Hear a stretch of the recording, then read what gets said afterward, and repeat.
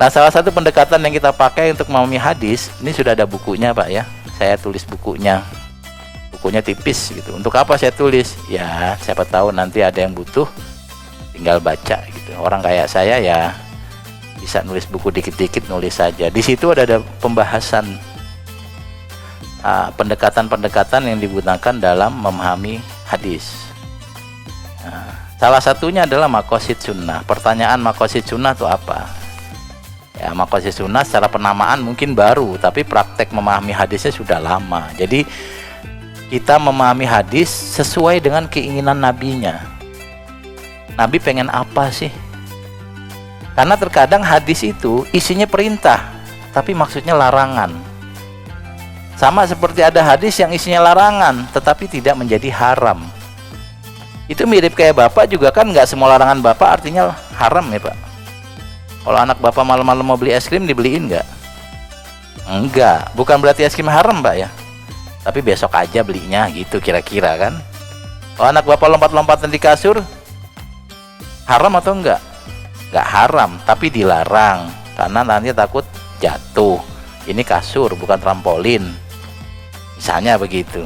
Nah, nanti ada beberapa hadis yang zahirnya Nabi perintahkan, tapi maksudnya Nabi melarang.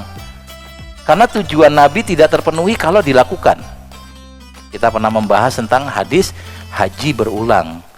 Bunyi hadisnya adalah faman zada fahuwa tatawwu.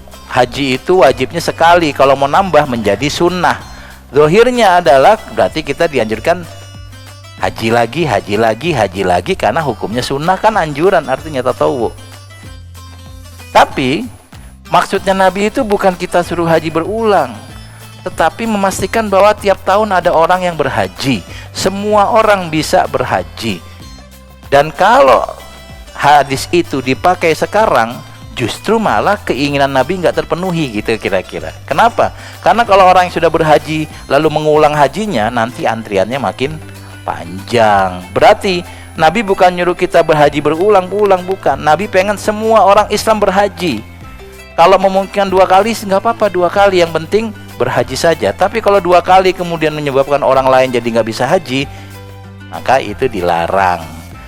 Loh kan sabdanya Nabi anjuran kita hajinya berulang. Faman zada fahuwa tatawwu, orang yang mengulang haji pahalanya sunnah. Iya, tapi maksud Nabi itu adalah pengen semua kita memiliki keinginan untuk berhaji. Bapak ini rezekinya bagus, punya uang, pengen haji. Tapi nanti ada orang yang uangnya banyak nggak pengen haji. Ada Pak, teman Bapak itu ada kali kantor ya. Ibu juga mungkin banyak. Kayaknya kalau pergi ke luar negeri gampang gitu, padahal ngurus visa Schengen sama visa umroh, gampangan visa umroh. Visa Schengen pakai biometrik Pak, visa umroh bisa diwakilin sama KBIH ya. Tinggal bayar dapat. Tapi kadang-kadang orang nggak pengen. Nah baik, itu contoh bagaimana kemudian sabda Nabi yang isinya anjuran haji berulang justru dipahami larangan haji berulang. Nah kalau dalam bahasa sederhana, kalau kita sudah kenal Nabi, kita tahu kok Nabi pengennya apa. Kadang-kadang kalau kita akrab sama orang, kita tahu dia lagi sedih walaupun dia ikut ketawa gitu. Kalau kita udah akrab. Kadang-kadang kalau kita sudah akrab sama orang, kita tahu kok dia lagi marah walaupun dia diam aja gitu. Kadang-kadang kita tahu kalau orang nyuruh padahal dia lagi marah. Udah kalau pergi aja, itu kan nyuruh Pak. Tapi kalau kita pergi malah ya jangan pergi, kan tadi disuruh. Ya kita tahu karena kita sudah akrab sama orang itu. Nah, maqasid sunnah itu seperti itu. Kalau kita sudah biasa membaca hadis, kita tahu keinginan Nabi. Karena keinginan Nabi itu bisa dipahami setelah membaca banyak hadis. Maka ketika ada satu hadis yang kok bunyinya begini ya, nah itu bisa jadi dipahami kebalikannya. Yang perintah jadi larangan, yang larangan jadi perintah.